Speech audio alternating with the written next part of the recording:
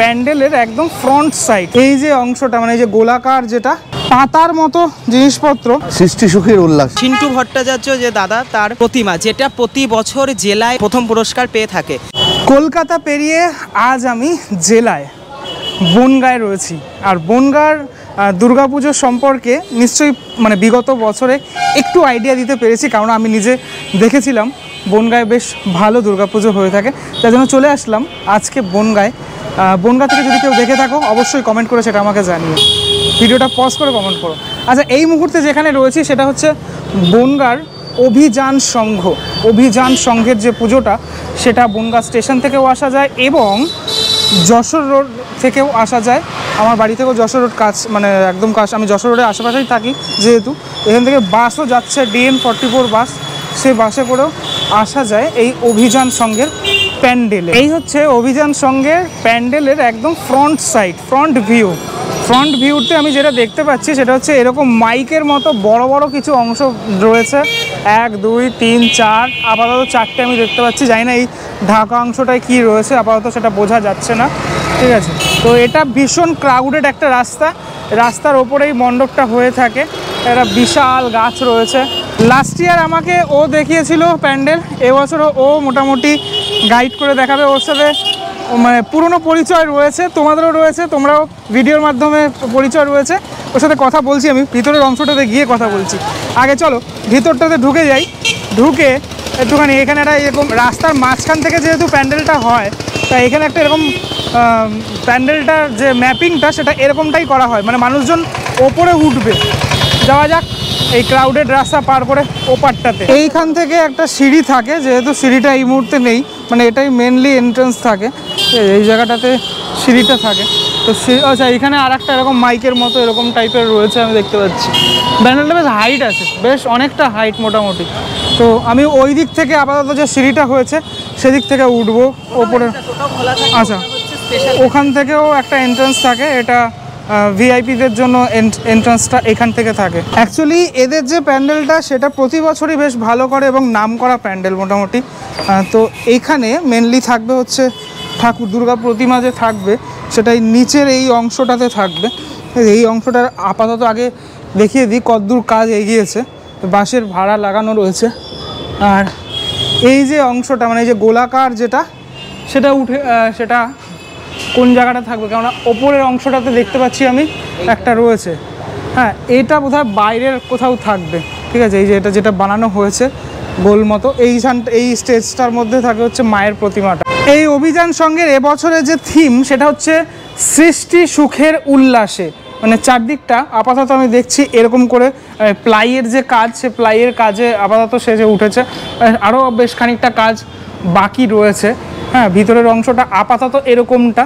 এবার একটুখানি আমি এদিক থেকে উঠে যাই ওপরে। প্যান্ডেলটা মানে বেশ ব্যাপারটা কিন্তু ইন্টারেস্টিং। মানুষজন ওপরে উঠে তারপরে মাকে দর্শন করবে। এই নিচের অংশটাতে যেটা আমি দেখালাম, ওপরের এই জায়গাটার কাজটা মানে এই ডায়াসের কাজটা মোটামুটি রেডি হয়েছে। আর এই যে নিচ থেকে যেটা দেখালাম ওই রকম টাইপের জিনিসগুলো, হ্যাঁ, ওগুলো রয়েছে। এখান থেকে দেখাচ্ছি আমি তোমাদের। এখানে বেশ কিছু এরকম পাতার মতো জিনিসপত্র আমি দেখছি তৈরি করা হয়েছে। ঠিক আছে, আর অনেকগুলো এরকম প্লাইয়ের কাজ হয়েছে।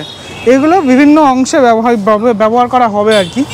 ঠিক আছে, এই এরকম গোল গোল মতো, তারপরে এরকম একটা কিছু দেখতে পাচ্ছি। কালারিংয়ের কাজ, কালার তো হবেই, কালারের সাথে সাথে আরও অনেকটা কাজ আপাতত বাকি রয়েছে, যে কাজগুলো যত দিন যাবে তত হবে। আবার বৃষ্টি টিষ্টি আসছে।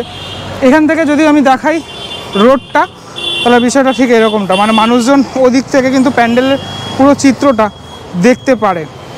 টুকরো টুকরো কিছু জিনিসপত্র, এই যে টুকরো টুকরো তোমার এই যে এই পাতার মতো জিনিসপত্র, সেগুলো এখানে রাখা রয়েছে। এবং বড় বড় যেগুলো সেগুলো তো আমি দেখালামই। ঠিক আছে, এরকম কিছু জিনিসপত্র যেগুলো এই সাইডের অংশটাতে ব্যবহার করা হবে। এবং প্যান্ডেলটা যদি তোমরা দেখো, মানে ম্যাপিংটা, মানে জায়গাটা কিন্তু এরকম একটা জায়গা, মানে গাছের ওপরে এরকম একটা, গাছের একদমই পাশে এরকম একটা জায়গা, রাস্তার ওপরে যেহেতু হচ্ছে, কোনো মাঠ নয়, সেরকম একটা জায়গায় কনস্ট্রাকশন করা, মানে এরকমভাবে তুলে দেওয়া প্যান্ডেলটা, সেটা খুবই চাপের হয়ে থাকে। কেননা মানুষজনের যাতায়াত এগুলো সবই দেখে করতে হয়।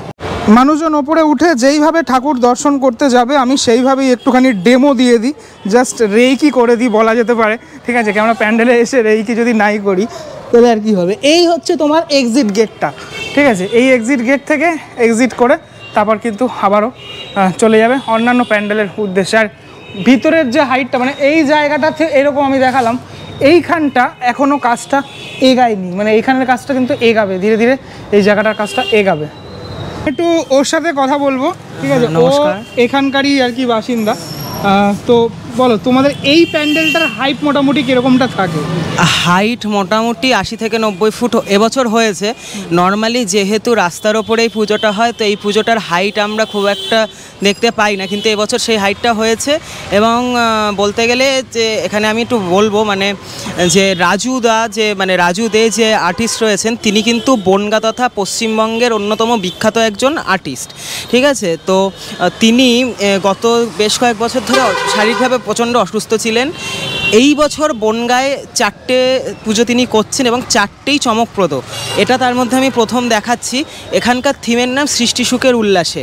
বনগার মানে ইতিহাস ঘাটলে যেটা দেখা যায় যে বনগা থিম পুজোতে যেগুলোকে বিশ্বাস করে মেনলি সেটা হচ্ছে কোনো কিছুর আদলে নিয়ে এসে সেটাকে করার, কিন্তু এই অভিযান সংঘ এবং আরও কিছু ক্লাব আছে যারা এই পন্থাটা ভাঙে। এবং এদের এই যে সৃষ্টি সুখের উল্লাসে, এটা হচ্ছে আমাদের যে সৃষ্টি হয়েছে পৃথিবীতে, কিভাবে যে প্রথমে প্রাণের জন্ম হয়, তারপর সেখান থেকে উদ্ভিদ প্রাণীর সম্পর্ক সেগুলো রয়েছে। আমি রাজুদার কাছ থেকে জানতে পেরেছিলাম যে এখানে মেনলি প্রাকৃতিক বিভিন্ন জিনিস, যেমন প্লাই বাঁশ, এগুলো তো অবশ্যই প্রাকৃতিক জিনিস, সাথে বিভিন্ন গাছের পাতা, গাছের গুঁড়ি, গাছের ডালপালা এইগুলো থাকবে। সাথে থাকবে সিন্টু ভট্টাচার্য যে দাদা, তার প্রতিমা, যেটা প্রতি বছর জেলায় প্রথম পুরস্কার পেয়ে থাকে। আচ্ছা, এই পুজোতে আসতে গেলে আপনাদের রুট, যদি আপনারা পুজোর সময় সকালবেলায় অনেকেই আসেন বাইরের থেকে, তারা যদি আসেন ট্রেনে করে, টোটো বা অটো করে, যে কোনো কাউকে বললেই আপনার যশোর রোডের ধারে অভিযান সংঘতে নামিয়ে দেবে। বাসে করে আপনারা যদি চাকদার সাইড থেকে আসেন বা বাগদা দিয়ে আসেন, বাস স্ট্যান্ড থেকে যে কোনোভাবে ক্যালটেক্স পাম্প অথবা পুজোর সময় অভিযান সংঘ বললে প্রত্যেকে চিনিয়ে দেবে। কিন্তু এবার হচ্ছে রাত্রেবেলায় আপনাদেরকে হেঁটেই আসতে হবে মেনলি। মানে আমাদের এখানে 6টার পর থেকে নো এন্ট্রি হয়ে যায় যে কোনো গাড়ির। আপনারা বাইপাস ধরতে পারেন, দাদাকে দেখিয়ে দিতে বলবো। স্টেশন থেকে বাইপাস ধরে একটা লোকনাথ মন্দির পড়বে, তার পাশ দিয়ে বাইপাস ধরে এইখান দিয়ে আপনারা চলে আসতে পারবেন। এছাড়া মেন যশোর রোড দিয়ে আপনারা হেঁটে তো আসতে পারবেনই। এবং যদি চাকদা রোড দিয়ে আসেন, চাকদা রোড দিয়ে আপনারা অনেকগুলো পুজো পাবেন, সেগুলো পার করে আপনারা যশোর রোডে উঠে আসলেও অভিযান সঙ্গে লাইট দেখতে পাবেন। মানে বাস রুট, ট্রেন রুট দুটোই অ্যাভেলেবেল, কিন্তু পুজোর সময় রাতে থাকে না। বাসটা থাকে। বাসটা আপনাকে হচ্ছে ওই দিককার মানে যেগুলো বাগদা বা চাকদার থেকে আসবে, সেগুলো চাকদারটা আপনাকে চাপাবেড়েতে নামাবে, আর বাগদারটাও সম্ভবত আপনাকে ওরকম বনগার আগেই নামাবে। কোনোটাই বনগার মেন পৌরসভার মধ্যে ঢোকে না। মোটামুটি আমি যেটা দেখলাম, এখানে কাজটা অলমোস্ট আপাতত 50% কমপ্লিট বলা যেতে পারে। পুজোর আর বাকি হাতে গুনেও 1 মাসও বাকি নেই, তার মধ্যেই এই টোটাল ব্যাপারগুলো কিন্তু কমপ্লিট করে দিতে হবে। এই যে ওপরের অংশগুলো, এইগুলো সম্ভবত এটার ওপরে বা নিচে এইখানে কিন্তু বসানো হবে। এই যে গোল গোল যেগুলো আমি দেখতে পাচ্ছি, বাটামের বেশ কিছু কাজ এখানে হয়েছে, স্ট্রাকচারাল কাজ। এই হচ্ছে বাটামের কাজগুলো এখানে দেখা যাচ্ছে। বেশ কিছু কাজ ঢেকে রাখা হয়েছে, তার কারণ এই বৃষ্টি যারা পড়ছে, যেটা আমি বলছিলাম আর কি। এই দিকের অংশটা একটু দেখাই। মানুষজন যেহেতু এখান থেকে প্রবেশ করে, ঠিক আছে, এখান থেকে প্রবেশ করে এই পুরোটা কিন্তু ইনস্টলেশনের কাজ থাকে, তাই তো? এই অংশটাতে পুরোপুরি ইনস্টলেশনের কাজ থাকে।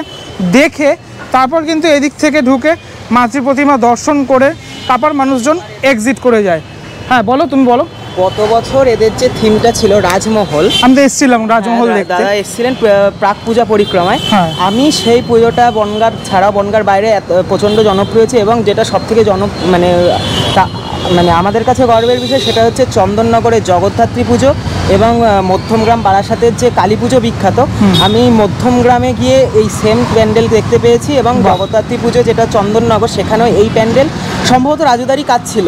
তো বলা যেতে পারে যে বনগা দুর্গাপুজোতে অবশ্যই অন্যতম জেলার মধ্যে শ্রেষ্ঠ, কিন্তু বনগার কাজ যে বাইরে আগে যেত, মানে আমরা তো আগে দেখে এসেছি কলকাতার কাজ বনগায় আসে, কিন্তু বনগার কাজ বাইরে যাচ্ছে। এবং যেগুলো বড় বড় পুজো, মানে ছোটোখাটো কোনো পুজো না, মধ্যমগ্রাম এবং বারাসাত চন্দননগরের যে পুজোগুলো যথেষ্ট বড় পুজো, সেখানে এই প্যান্ডেলগুলো যাচ্ছে।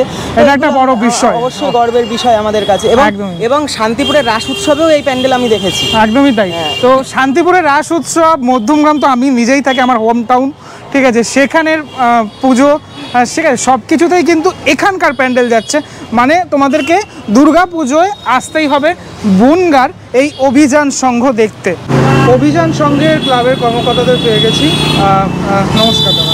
আপনাদের এই অভিযান সংঘের এবছর কততম বর্ষ? এবছর ৭৯তম বর্ষ। ৭৯তম বর্ষে আমরা কি দেখবো, থিমের নাম কি? এবছরের আমাদের থিম হচ্ছে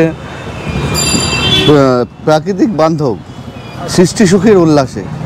মানে টোটালটাই গাছের ডালপালা দিয়ে এইসব দিয়েই হবে। আচ্ছা, তো মণ্ডপ মোটামুটি কত পার্সেন্ট কমপ্লিট হলো ইতিমধ্যে? এখনো অনেকটাই বাকি আছে, তখন 50% মতন হয়েছে, আর এখন বাকি আছে 50%। কে করছে এবছর? রাজু দে। আচ্ছা, এখানকারই।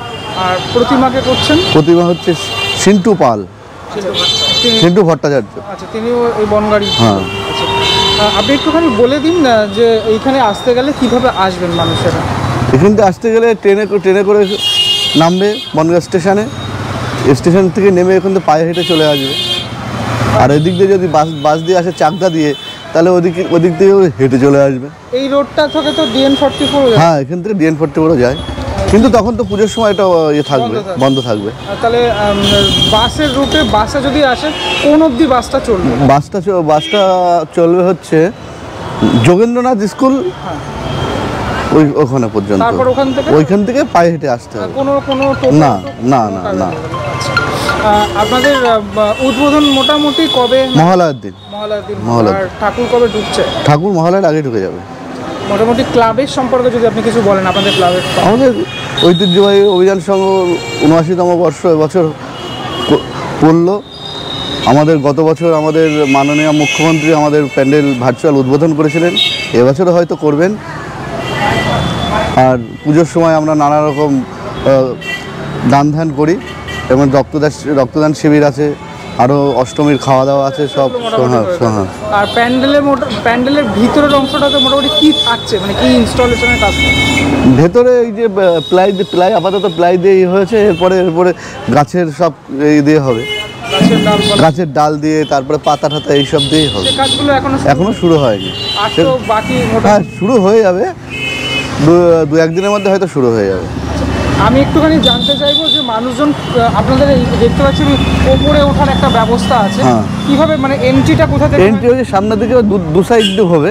এই একদিকে আর ওই পাশে আছে একটা, ওই দিক দিয়ে উঠবে, এদিক দিয়ে এন্ট্রি হয়ে এদিক দিয়ে ঢুকে ওইখান থেকে বেরিয়ে যাবে। এইটা এন্ট্রি? হ্যাঁ, এটা এন্ট্রান্স। আচ্ছা, প্রতি বছর এভাবেই হয়, গত বছর এভাবে ছিল। মানে দুটো রাস্তার মাঝখানে হ্যাঁ জায়গা থাকে, সেটা সেতু মতো থাকে। আচ্ছা, আর দশমীতে বিসর্জন হয় নাকি? না, আমাদের একাদশীতে বিসর্জন। একাদশী, অর্থাৎ একাদশী সকাল অবধি মানুষজন দেখতে পাবে। বেশ, অনেক ধন্যবাদ কথা বলার জন্য। ধন্যবাদ। বনগাঁর অভিযান সংঘের পুজো আমি দেখলাম প্রিপারেশন, এবং তোমাদেরকেও দেখালাম। যেটা প্রথমেই বলেছিলাম, বনগাঁ থেকে যারা দেখছো আমাকে অবশ্যই কমেন্ট করো। প্রচুর মানুষ গতবারও মানে আমাকে বলেছিলে, কমেন্ট করেছিলে, এবছরও, তাই জন্য আশা। পরবর্তী ব্লগে দেখা হচ্ছে খুব শীঘ্রই, ততক্ষণের জন্য বিরতি নেবো। ভালো থাকো সবাই, টাটা।